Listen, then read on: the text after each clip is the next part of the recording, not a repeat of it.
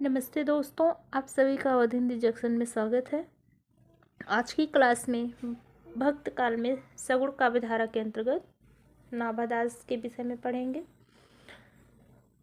आइए देखते हैं। इनका समय 16वीं शताब्दी। नाभादास के गुरु का नाम अग्रदास था और इनका उपनाम है नाभा अली। ग्रियर्सन ने इनका मूल नाम नारायण दास बताया है। ग्रियर्सन ने इनका मूल नाम नारायण दास बताया है, किंतु डॉक्टर बच्चन सिंह इससे सहमत नहीं हैं। इन्होंने इस संदर्भ में नाभादास की रचना अष्टयाम का एक दोहा उद्धृत किया है, जिसमें नाभादास ने नारायण दास को अग्रदास के सहचर के रूप में स्मरण किया है। दोहा है, सहचर श्री गुरुदेव के नाम नारायण दास, जगत प्रचुर सिय सहचरी, बिहरत सकल विलास। इनकी जात के बारे में देखेंगे तो नाभादास डोम जात के थे। कुछ विद्वान नाभादास को क्षत्रिय मानते हैं। नाभादास की गुरु परंपरा। इनकी गुरु परंपरा इस प्रकार है: राघवानंद, रामानंद, अनंतानंद, कृष्णदास पैहरी, अग्रदास, नाभादास। नाभादास की प्रमुख रचनाएं। इनकी रचनाएं हैं भक्तमाल। इसका रचना काल ज़्यादातर विद्वानों ने 1586 ईस्वी माना है, किंतु डॉक्टर बच्चन सिंह ने इसे विक्रमी संवत 1686 के बाद की रचना माना है। इसमें 316 छपे छंदों में 200 भक्त कवियों का परिचय दिया गया है और डॉक्टर बच्चन सिंह ने इसमें 17 दोहे तथा 197 छपे छंद मानते हैं। अगली रचना है नाभादास की अष्टयाम। अष्टयाम नाम से नाभादास की दो रचनाएं हैं, एक गद्य में तथा एक पद्य में है। जो रचना गद्य में है वह दोहा चौपाई शैली में रचित है। इसका रचना काल 1594 ईस्वी में माना जाता है। यही रचना इन्हें राम भक्त कवि सिद्ध करती है। इसमें राम और सीता की 8 पहरों की लीलाओं का चित्रण है। इस रचना में रसिकता का भी समावेश है। भाषा देखेंगे तो अवधी भाषा है। रसिक प्रकाश भक्तमाल में नाभादास को विलक्षण रसिक कहा गया है। नाभादास तुलसीदास से मिलने काशी गए थे, किंतु ध्यान में मग्न होने के कारण तुलसी इनसे नहीं मिल पाए। बाद में तुलसी नाभादास से मिलने के लिए वृंदावन आए। नाभादास के संदर्भ में आलोचकों के कथन।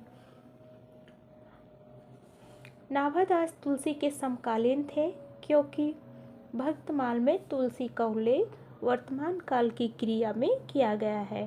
यह किस आलोचक ने कहा है? तो आचार्य हजारी प्रसाद द्विवेदी जी ने। अगला कथन है, भक्तमाल की रचना का उद्देश्य वैष्णव भक्तों की महिमा बताना था। इस महिमा बखान के लिए सिद्धियों की कहानी आवश्यक थी। यह किस आलोचक ने कहा? तो यह भी हजारी प्रसाद द्विवेदी जी ने कहा है।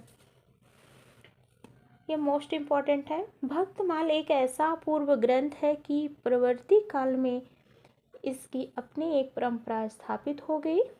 इस पुस्तक में भक्तों के नाम के साथ सिद्धियों और चमत्कारों का बीजवपन हुआ। तो यह भी कथन हजारी प्रसाद द्विवेदी जी का है। अगला कथन है, नाभादास अग्रदास के शिष्य और बहुत बड़े साधु थे। भक्तों की महिमा एवं जीवनियाँ लिखने की प्रथा इन्हीं के द्वारा आरंभ की गई। तो यह कथन किस आलोचक का है? तो आचार्य रामचंद्र शुक्ल का है। अगला कथन है, भक्तमाल में भक्त कवियों का परिचय अतिरंजनापूर्ण होते हुए भी विश्वसनीय है। तो यह किस आलोचक का है? तो विश्वनाथ प्रसाद मिश्र का है। अगला कथन है, भक्तमाल का टीका 1712 ईस्वी में प्रियादास ने रसबोधनी के नाम से लिखी यह प्रियादास ने। यह टीका कवित्त एवं सवैया छंदों में है। इस टीका में सिद्धों, नाथों एवं वैष्णव भक्तों की प्रवृत्तियों में अंतर भी स्पष्ट किया गया है। सटीक भक्तमाल नाम से टीका कृष्णदास व लालदास ने लिखी। अन्य राम भक्त कवि एवं उनकी रचनाएं। रावण मंदोदरी संवाद, यह मुनि लावण ने लिखा है। और रामचरित व रामरस हनुमंतरास, यह ब्रह्मजीन दास ने लिखा। और रामायण महानाटक 1610 ईस्वी, यह प्राणचंद चौहान का है। आगे है राम रासो 1618, यह अध्यात्म रामायण 1624, तो यह माधव दास चारण ने लिखा। और अवध विलास 1643, यह लालदास का है। और उसे रामायण नरहर वापट, सीता चरित्र 1656, रायचंद्र सीतायण 1703, रामप्रिया शरण, राघव मिलन 1747, राम सखे ने। आनंद रघुनंदन नाटक है, या महाराजा विश्वनाथ सिंह का है। और रामायण 1616, यह कर्पूरचंद चित्रा या तिरखा। गोविंद रामायण गुरु गोविंद सिंह, रामचंद विलास या नवल सिंह का है। दोस्तों, हमने नावादास के बारे में अध्ययन किया।